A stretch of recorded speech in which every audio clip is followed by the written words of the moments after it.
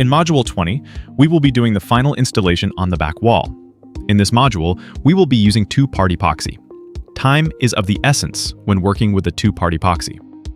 To avoid potential misalignment on the face of the panels, make sure that all panels are installed and the lippage control caps tightened before the two-part epoxy adhesive has cured. You will have approximately 8 minutes of work time. Using a pencil, mark the remaining holes in the back wall brackets and draw a line in front of the bracket to ensure its install position when doing the final installation of the back wall. Remove the back wall panels.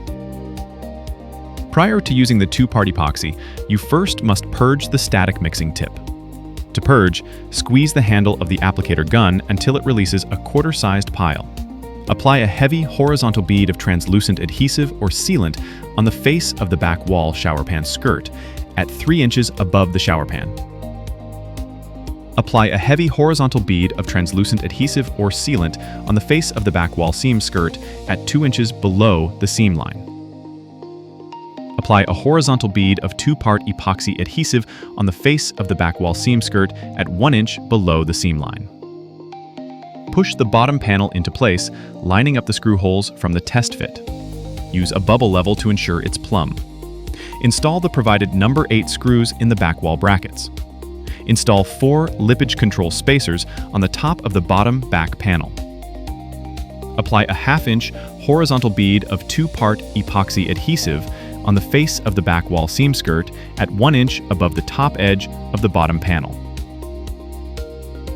Apply a heavy horizontal bead of translucent adhesive or sealant on the face of the back wall seam skirt at 2 inches above top edge of the bottom panel.